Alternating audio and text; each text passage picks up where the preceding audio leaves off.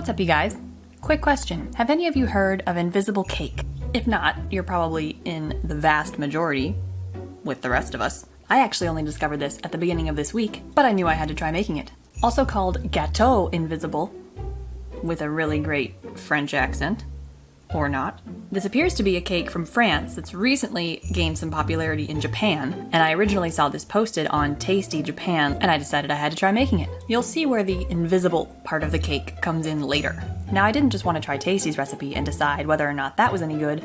I wanted to try a few and see how they all turned out. So I decided to test 3 recipes today, each of which have a slightly different mixing method and each of which have slightly varying amounts of the ingredients. Now, some recipes online specify the kind of apple you're supposed to use, and some don't. Some say to use ones like Pink Lady or Fuji, some just say to use apples in general. The type of apple may have an effect later on, but I love Granny Smiths, so I decided to use those. I love the sourness, and also Granny Smiths tend to stay pretty firm when they're baked into desserts. I don't usually like the red, pink, or yellow apples because they tend to get mushy, and for me personally, I don't find that they have a ton of flavor. But really, I think for this cake, you could use whatever kind of apple you like the most. For these first 2 recipes, all I needed was a bowl and a whisk. You just stir it together, no mixer or electricity involved.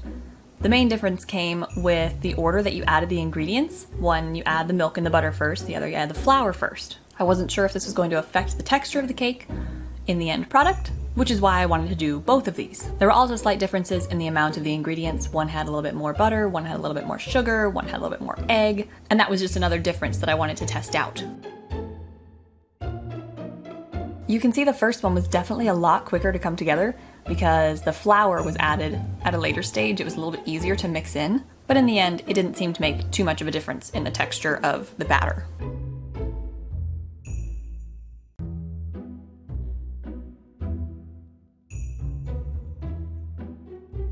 It was also mentioned that for this recipe to turn out as best as possible, you're supposed to take your time to actually layer the apples and make sure they all go in the same direction. They're not all mixed up, kind of like I have here, because I thought that would take a little bit too much time, and I wanted to get these done, and I figured they would turn out good enough, even if I didn't take the extra time to lay all the apples in the same direction. Lastly, the recipe calls to put almonds on top. Now, you can put as many almonds as you want, or don't put any almonds at all if you don't like them. I think it would be fine without them.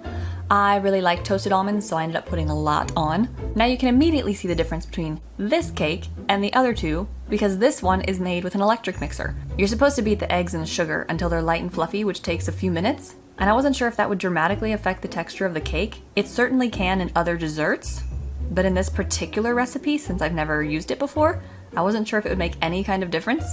Otherwise, even though the method is different, the recipe itself, the amount of the ingredients, was very, very similar to the other 2, so I didn't see it as too risky of a test to see the similarity between all 3 of these cakes.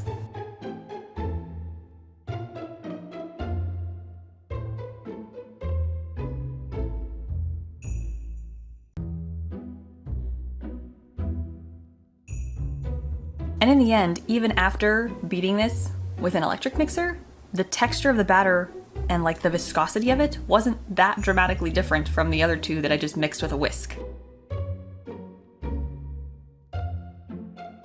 This recipe also technically called for 6 apples, but apples vary in size, so I wasn't actually sure how much I was supposed to use. I wasn't going to use 6 of the apples that I bought because the apples I bought were enormous. So I ended up just doing a little bit more apple in this one and then the other 2, because I think 6 would have been more than the other 2 anyway, but I wanted to keep the amount close to the other 2. In the end, all 3 seemed very similar before I put them in the oven. I just love watching powdered sugar, it's so pretty.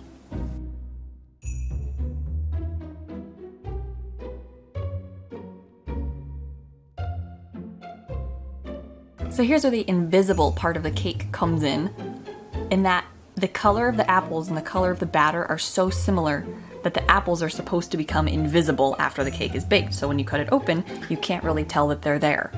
Now this is where the type of apple may come into effect, into how invisible they are. Granny Smiths are greener and slightly clearer when they're baked than different kinds of apples, so they're not totally invisible in these cakes, but I thought that was an okay sacrifice because I like Granny Smiths more. I would enjoy the flavor more than if I had made something with a pink lady, which may have ended up more invisible, but I wouldn't have liked the difference in texture or flavor. So it all becomes sort of a personal preference as to which kind of apple you use.